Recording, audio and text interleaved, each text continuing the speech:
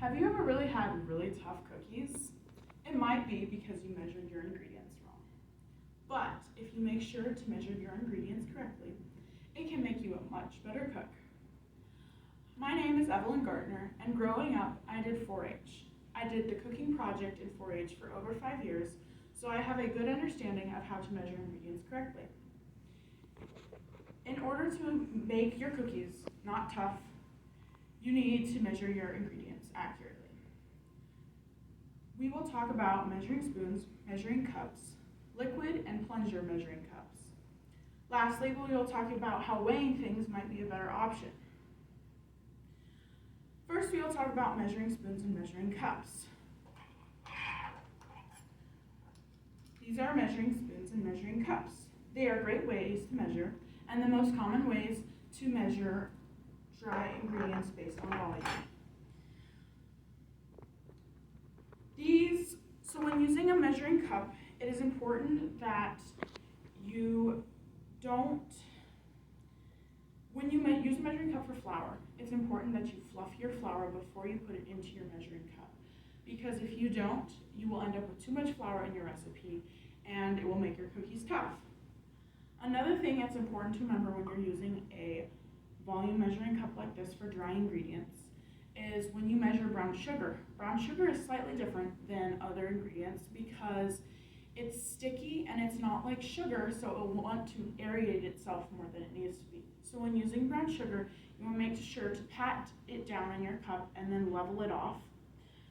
And lastly, when you're measuring normal sugar, it doesn't matter how you get it in your cup, whether you scoop it or what, but you always need to make sure that this is level at the top.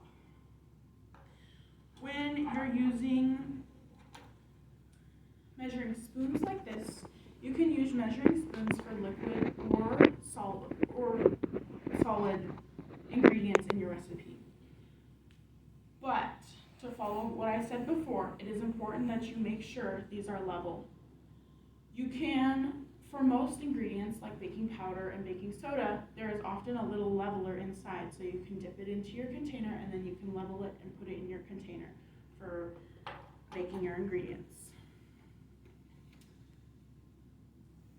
From Food Network Kitchen, there is no extra room above a dry measuring cup there either is with a liquid measuring cup. And that means it's important not to switch these two measuring cups because your ingredients can be inaccurate if you switch them around. Now that you know how to correctly use dry measuring cups, let's look at some liquid measuring cups and plunger measuring cups. When you look at a liquid measuring cup, it's important to read it correctly. When you read a liquid measuring cup, you need to get your head down, level with the measuring cup to make sure that your liquid is right on the line. Because otherwise, it can be too little or too much liquid in your recipe, and it can cause it to be inaccurate or not turn out the way you want it to. Every measuring cup is different. So this is just a glass measuring cup, but there are different measuring cups that are plastic or they have lines slightly different, and it's important to make sure that you know how to read your measuring cup. This is a plunger measuring cup.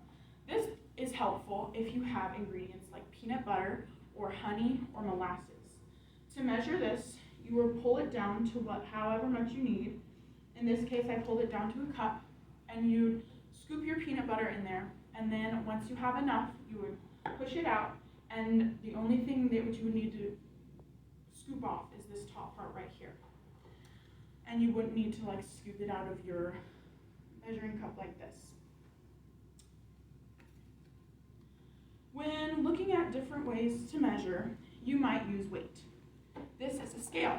To use a scale, you would put a bowl on and you would hit tare or on off, and you would add your ingredients. Most of the time when you're looking at recipes that involve weight rather than volume measurement, you will use grams.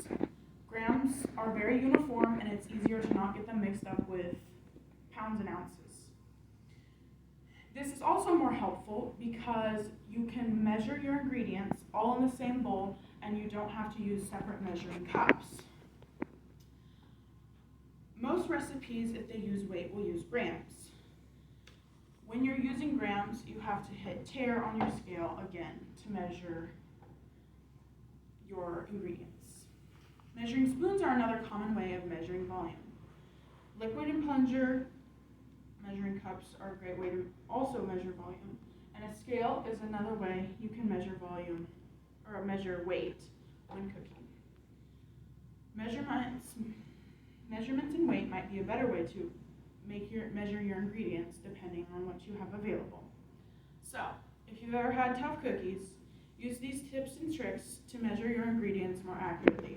So when you leave here, remember, dry measuring cups are to measure dry ingredients, wet measuring cups are to measure wet ingredients, and scale is to measure weight.